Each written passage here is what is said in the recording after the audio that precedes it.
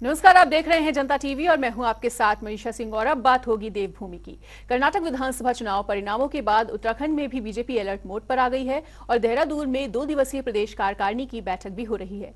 आज दूसरे दिन भी ये बैठक हुई और बैठक में सीएम धामी, प्रदेश प्रभारी दुष्यंत कुमार गौतम और प्रदेश अध्यक्ष बीजेपी महेंद्र भट्ट सहित अन्य मंत्री मौजूद रहे। बैठक में महाजनसंपर्क अभियान की रूपरेखा भी घोषित की गई और बताना चाहेंगे कि 30 मई से 30 जून तक महाजनसंपर्क अभियान चलाया जाएगा।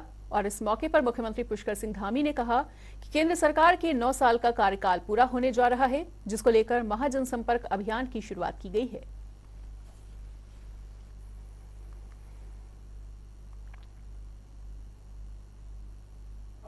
उसके बाद जैसे विजुअल हो जाएगा उसके बाद आएंगे। गैलरी में लोग खड़े हैं, उनसे 9 सालों के अंदर देश के अंदर गरीबों के लिए, दलितों के लिए, समाज के अंतिम छोर में खड़े लोगों के लिए, पिछड़े लोगों के लिए और जो आम सुविधाएं थी, उन सुविधाओं से जो लोग दूर थे, जिनको आवश्यकता थी, ये सारे के सारे काम पिछले 9 सालों में हर वर्ग के लिए केंद्र की सरकार ने आदरणीय प्रधानमंत्री नरेंद्र मोदी जी के नेतृत्व में शुरू किया है। वो सारे के सारे काम आज जन जन तक पहुंचकर जन जन की खुशहाली, देश की खुशहाली का कारण बन रहे हैं, प्रदेश की खुशहाली का कारण बन रहे हैं। उन सभी को महासंपर्क अभियान के कारण, महासंपर्क अभियान जो हमारी पार्टी ने लिया है, जो पूरे जून के महीने भर चलने वाला है, उसमें घर घर जाकर, बूथ पर जाकर बूथ का सशक्तिकरण करेंगे, लोगों के बीच में जाएंगे, अलग अलग वर्गों के बीच में जाकर लोगों ने जो स्नेह दिया है, प्रेम दिया है, आशीर्वाद दिया है और उनका धन्यवाद भी करेंगे और उनके बीच में जाकर जो काम हुए हैं उन कामों के बारे में भी बताएंगे। आज महाजनसंपर्क अभियान भारतीय जनता पार्टी के द्वारा यह आयोजित किया जा रहा है। देश के यशस्वी प्रधानमंत्री के यशस्वी 9 वर्ष जिसके दौरान के अंदर जो उन्होंने कार्य किए हैं, उन कार्यों को विधिवत तरीके से जमीन पर ले जाने के लिए अभी राष्ट्रीय कार्यकारिणी हुई थी, उसके बाद ये प्रदेशों की कार्यकारिणी हो रही है और उसके बाद जिले की कार्यकारिणी होगी और जिले के बाद दूसरा सत्र जो होगा वो विधानसभा अनुसार वो कार्यकारिणियाँ होंगी। उन कार्यकारिणियों में सारी योजनाओं को किस प्रकार से क्रियान्वयन करना है वो सब बातें हुई हैं, चर्चा हुई है और उसके लिए सभी टोलियां बन चुकी है। ये कार्य समिति 3 उद्देश्यों को लेकर थी। पहला उद्देश्य, हमारे कार्यक्रम जो केंद्र सरकार के 10 वर्ष के कार्यकाल अब प्रारंभ होने वाला है, तो केंद्र सरकार और प्रदेश सरकार की विधानसभा की उपलब्धियों को दरवाजे दरवाजे तक पहुंचाने का एक उद्देश्य के कार्यक्रम निर्धारित किए। दूसरा, 51% मत हमको प्रत्येक लोकसभा में पड़े, इस दृष्टि से विधानसभाओं के सम्मेलन, लोकसभा के सम्मेलन और बूथ स्तर के कार्यकर्ताओं के सम्मेलन, इस दृष्टिकोण के कार्यक्रम ने इसमें तय किए।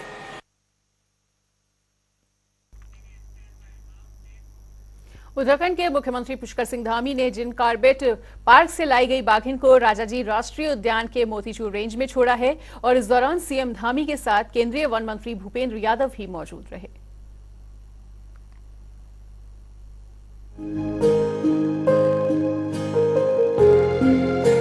उत्तराखंड के मुख्यमंत्री पुष्कर सिंह धामी ने जिम कॉर्बेट पार्क से लाई गई बाघिन को राजाजी राष्ट्रीय उद्यान की मोतीचूर रेंज में छोड़ा। इस दौरान सीएम धामी के साथ केंद्रीय वन मंत्री भूपेंद्र यादव भी मौजूद रहे। सुबह करीब 6:30 बजे मुख्यमंत्री ने बाघिन को छोड़ने के लिए बाड़ी का गेट खोला। इस कार्यक्रम के लिए पार्क प्रशासन ने पहले ही सभी तैयारियां पूरी कर ली थी। इस मौके पर मुख्यमंत्री ने कहा कि यहाँ पर्यटन बढ़े और लोग यहाँ के प्राकृतिक सौंदर्य को भी देखने आए, इस उद्देश्य से यहाँ पर बाघिन को छोड़ा गया है। ये मोतीचूर राजाजी नेशनल पार्क हमारा देहरादून, हरिद्वार, पौड़ी जनपद और इस पूरे क्षेत्र में ऋषिकेश जो एक हमारा पर्यटन का बड़ा हब है, लोगों का बड़ी संख्या में आना जाना रहता है, उस क्षेत्र में भी पर्यटन बढ़े और लोग यहाँ भी इसको देखने आए, इस प्राकृतिक सौंदर्य को देखने आए। तो इस उद्देश्य से आज यहाँ पर मादा टाइगर को यहाँ पर आज छोड़ा जा रहा है। मुख्यमंत्री पुष्कर सिंह धामी ने आगे कहा कि यह कदम पारिस्थितिकी और अर्थव्यवस्था में संतुलन लाने, पर्यावरण और प्रकृति की रक्षा करने के लिए एक मील का पत्थर साबित होगा। निश्चित रूप से ये इकोलॉजी और इकोनॉमी में संतुलन बनाने के लिए और पर्यावरण के संरक्षण के लिए, प्रकृति के संरक्षण के लिए, संवर्धन के लिए एक मील का पत्थर साबित होगा। और हमारे देश के यशस्वी प्रधानमंत्री मोदी जी ने जो ये इकोलॉजी और इकोनॉमी में संतुलन का जो एक सूत्र निकाला है, उस सूत्र पर देश आगे बढ़ रहा है। इसमें प्रकृति का संरक्षण भी हो रहा है, संवर्धन भी हो रहा है, हमारा पर्यटन भी बढ़ रहा है और पर्यावरण का संरक्षण भी हो रहा है। तो आज के इस अवसर पर मैं हमारे देश के यशस्वी वन मंत्री जी का, भूपेंद्र यादव जी का बहुत धन्यवाद करता हूँ। बता दें कि बाघिन को सोमवार रात को कार्बेट पार्क से मोतीचूर रेंज लाया गया था, जहां उसे बाड़े में रखा गया। इस दौरान बाघिन के व्यवहार व स्वास्थ्य की निगरानी की गई।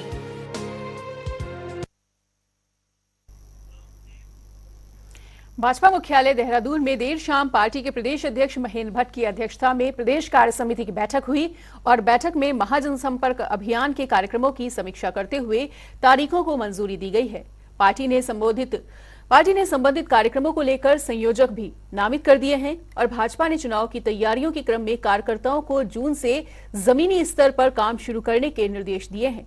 इसके तहत विधानसभा स्तर पर वरिष्ठ कार्यकर्ता और विभिन्न वर्गों समेत सरकारी योजनाओं के लाभार्थियों और व्यापारियों के सम्मेलन करने का फैसला भी लिया गया है। बैठक में मुख्यमंत्री पुष्कर सिंह धामी ने यह दावा किया है कि अपने कार्यकर्ताओं के बूते भाजपा प्रदेश में लोकसभा की 5 सीटें जीतकर हैट्रिक बनाएगी।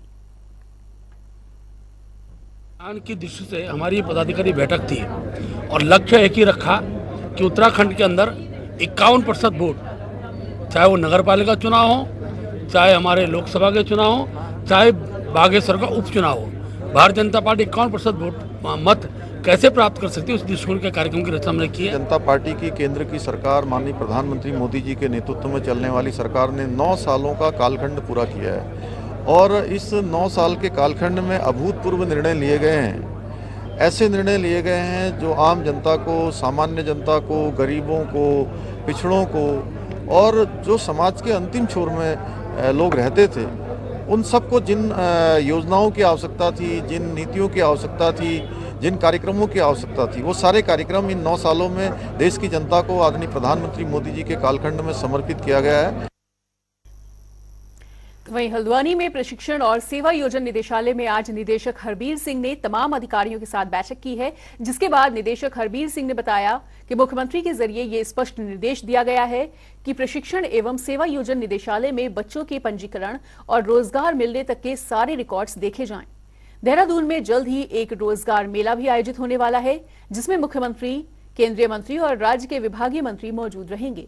इसमें बड़ी संख्या में छात्रों को रोजगार से संबंधित नियुक्ति पत्र दिए जाएंगे और ऐसे में छात्रों के पंजीकरण और उनको किन जगहों पर रोजगार दिया गया है, उसकी सारी जानकारी रखने के लिए विभाग को निर्देशित किया गया है और इसी को लेकर आज अधिकारियों के साथ बैठक भी की गई। जी द्वारा निर्देश दिए गए थे कि जो हमारे सेवा योजना विभाग है उसके द्वारा जो आगे बच्चों का पंजीकरण है या उनको नौकरियां दी जानी है, उसका विधिवत रिकॉर्ड रखा जाए। बच्चे को नौकरी मिली, कहाँ मिली, अब वो नौकरी कर रहा है या नहीं कर रहा है। और आगामी कुछ दिनों में ही भारत सरकार के जो हमारे केंद्रीय मंत्री हैं और माननीय मुख्यमंत्री जी और हमारे जो विभागीय मंत्री हैं वो एक रोजगार मेला करने जा रहे हैं देहरादून में। उसके क्रम में भी जो हमारे क्षेत्रीय जो कार्यालय हैं उनके अधिकारी और जो हमारे सेवा योजना अधिकारी हैं, जिला सेवा योजना अधिकारी, उनकी एक बैठक बुलाई गई है, जिसके क्रम में सबको दिशा निर्देश यहाँ से निर्गत किए जा रहे हैं। माननीय मुख्यमंत्री जी जो निर्देश दिए गए हैं उसका अक्षरशः अनुपालन सुनिश्चित कराया जा सके। द्वितीय केदार के नाम से विख्यात भगवान मद महेश्वर की चल रही विग्रह उत्सव डोली अपने शीतकालीन गद्दी स्थल ओंकारेश्वर मंदिर उखीमठ से कैलाश के लिए रवाना हो चुकी है और भगवान मद महेश्वर की चल विग्रह उत्सव डोली के कैलाश रवाना होने पर सैकड़ों भक्तों ने पुष्प अक्षतों से उन्हें विदा किया और लाल पीले वस्त्र अर्पित कर क्षेत्र की खुशहाली और विश्व समृद्धि की कामना भी की।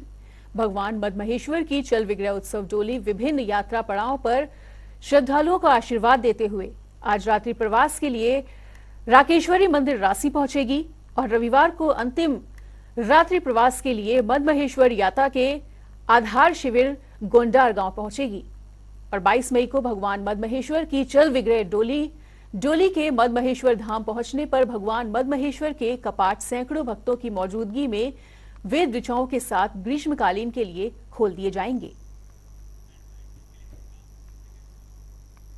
आरबीआई ने 2000 रुपए के नोट को चलन से बाहर करने की शुक्रवार को घोषणा की। हालांकि इस मूल्य के नोट बैंकों में जाकर 30 सितंबर तक जमा या बदले जा सकेंगे। आरबीआई ने शुक्रवार शाम को जारी एक बयान में कहा है कि अभी चलन में मौजूद 2000 रुपए के नोट 30 सितंबर तक रह सकेंगे और इसके साथ ही आरबीआई ने बैंकों से 2000 रुपए का नोट देने पर तत्काल प्रभाव से रोक लगाने को आदेश दिया है। उसने बैंकों से 30 सितंबर तक ये नोट जमा करने और बदलने की सुविधा देने को कहा है। वहीं केंद्रीय राज्य मंत्री अजय भट्ट ने कहा कि 2000 रुपए के नोट बंदी भी केंद्र सरकार का बेहतर कदम है। जिस काले धन को रखने वालों ने 2000 रुपए के नोट काले धन के रूप में अपने पास कैद रख लिए थे, अब शायद उनकी खैर नहीं। जो देश के हित में है वो हमारी सरकार करती है और परिणाम उसके अच्छे आते हैं हमेशा।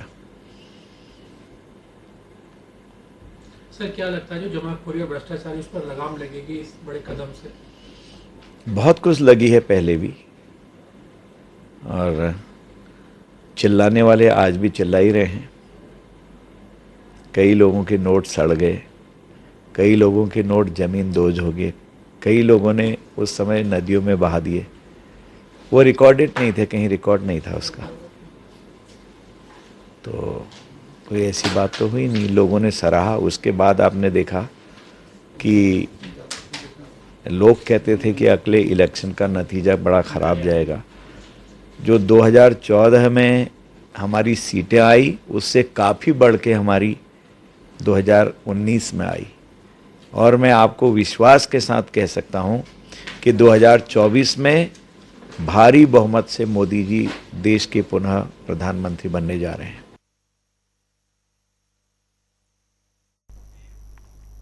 राजधानी देहरादून में पिछले कई दिनों से अतिक्रमण हटाओ अभियान चलाया जा रहा है और बताना चाहेंगे कि दून विश्वविद्यालय रोड क्षेत्र में अतिक्रमण की शिकायत पर जिलाधिकारी सोनिका ने बड़ा एक्शन लेते हुए मौके पर पहुंचकर अतिक्रमण को हटाया।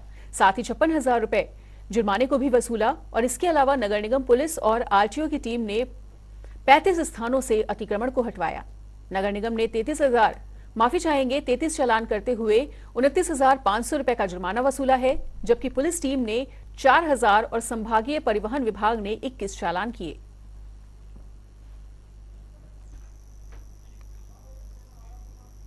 उधर आईएएस धीरज सिंह गबरियाल ने आज हरिद्वार के नए जिला अधिकारी का चार्ज संभाल लिया है और बताना चाहेंगे कि हरिद्वार के नए जिला अधिकारी आईएएस 2009 बैच के अफसर हैं। धीरज सिंह गबरियाल इससे पहले नैनीताल जिले के जिलाधिकारी के पद पर कार्यरत थे और नवनियुक्त जिलाधिकारी ने कहा है कि मेरे लिए ये बड़ी ही सौभाग्य की बात है कि आज धर्मनगरी में पदभार संभालने का मौका मिला है। उन्होंने आगे कहा कि धर्मनगरी हरिद्वार लाखों करोड़ों हिंदुओं की आस्था का केंद्र है, इसलिए प्राथमिकता ये होगी कि पूरी तरह से हर की पौड़ी क्षेत्र को भव्य रूप से विकसित किया जाए। पदभार ग्रहण करने के बाद जिलाधिकारी ने सभी प्रशासनिक अधिकारियों के साथ बैठक भी की। इससे पहले मैं पौड़ी में डीएम के रूप में, नैनीताल जनपद में मैंने डिस्ट्रिक्ट मजिस्ट्रेट के रूप में काम किया है और 4 वर्षों से मैं एज ए डिस्ट्रिक्ट मजिस्ट्रेट काम कर रहा हूँ। तो आज मैंने पदभार ग्रहण किया हरिद्वार पवित्र गंगा पवित्र स्थल में, तो मेरे लिए बड़े सौभाग्य की बात है। तो मेरा फोकस देखिए, आप लोगों ने देखा होगा कि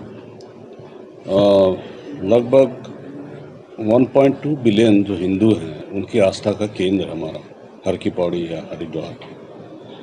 जैसे आपने देखा होगा कि लगभग 2.2 बिलियन जो हैं, जितने पाश्चात्य संस्कृति को जो फॉलो कर रहे हैं, उनकी आस्था का केंद्र है कि वेटिकन सिटी 1 स्क्वायर किलोमीटर में फैला हुआ एक देश है छोटा सा, उनकी आस्था का प्रतीक है। वैसे ही हमारे लिए 1.2 बिलियन। राजधानी देहरादून के सर्वे चौक स्थित IRDST ऑडिटोरियम में उत्तराखंड बाल संरक्षण आयोग ने एक दिवसीय कार्यशाला का आयोजन किया है और बताना चाहेंगे कि इस एक दिवसीय कार्यशाला का उद्देश्य बालाश्रम और बाल भिक्षावृत्ति उन्मूलन और इसके पुनर्वास को लेकर रहा है। कार्यक्रम में नुक्कड़ नाटक के जरिए भी लोगों को जागरूक किया गया ताकि भिक्षावृत्ति और बालश्रम जैसे मामलों पर रोक लगाई जा सके। बालश्रम और बाल भिक्षावृत्ति उन्मूलन से जुड़ी इस कार्यशाला के बारे में बाल अधिकार संरक्षण आयोग की अध्यक्षा डॉक्टर गीता खन्ना, श्रम विभाग के एडिशनल कमिश्नर अनिल पेटवाल समेत डीजीपी अशोक कुमार ने भी मीडिया से तमाम जानकारियों को साझा किया। देखिए, समय समय पर भिक्षावृत्ति के उन्मूलन के लिए और बाल श्रम के उन्मूलन के लिए बाल अधिकार संरक्षण आयोग के आदेशानुसार डिस्ट्रिक्ट टास्क फोर्स ये मिशंस चलाते रहते हैं। NCPCR भी हमें गाइडलाइंस भेजता है और पिछले साल भी बनाया गया था। इस साल भी पूरा एक माह हम डेडिकेट करते हैं इसके उन्मूलन पे, जिसमें मिशन मोड पे काम करते हैं।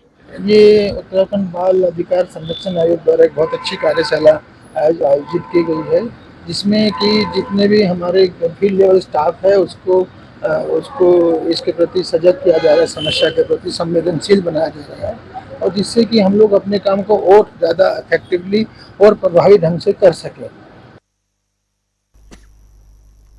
प्रदेश में इस साल गेहूं की पैदावार अच्छी हुई है, मगर किसानों को सरकारी रेट अच्छे से न मिलने की वजह से उन्होंने निजी एजेंसियों को गेहूं बेचा।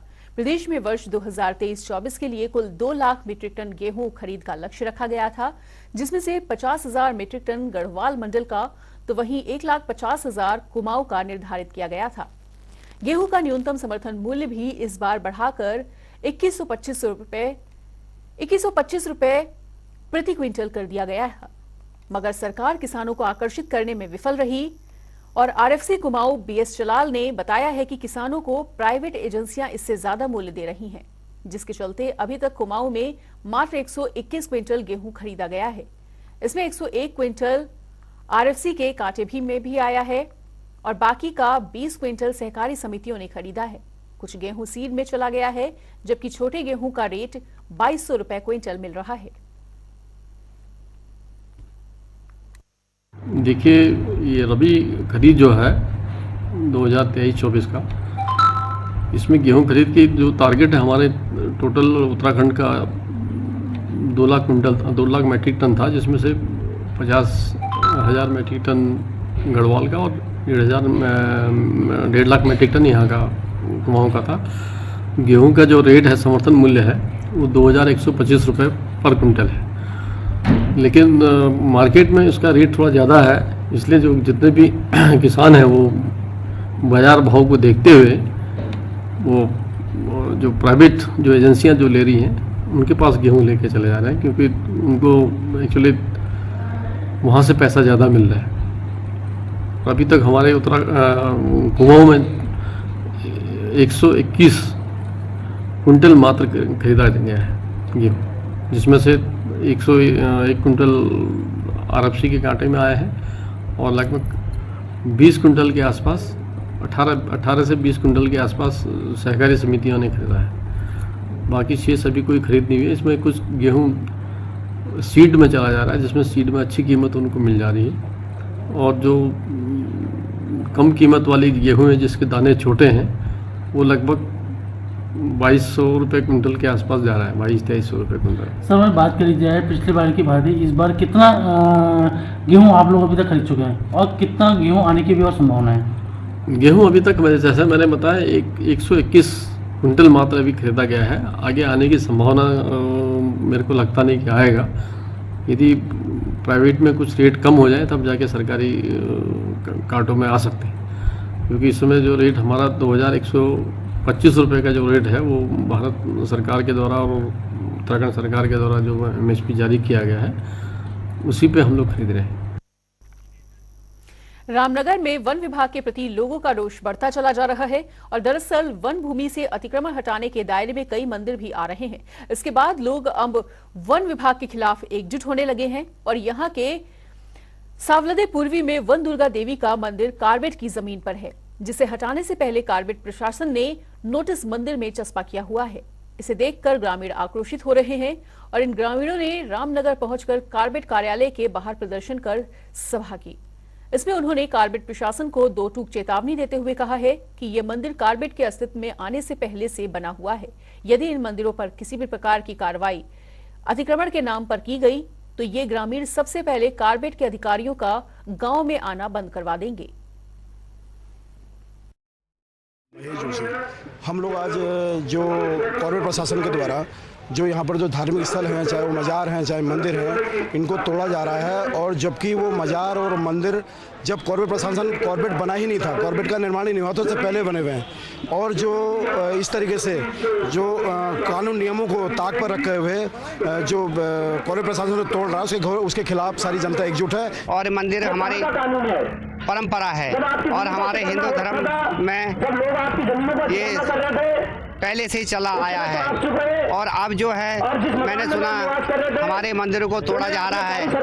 शासन प्रशासन कॉर्बेट टाइगर रिजर्व वहाँ जाके ये बोल रहे हैं कि आप अपने मंदिरों को तोड़ो।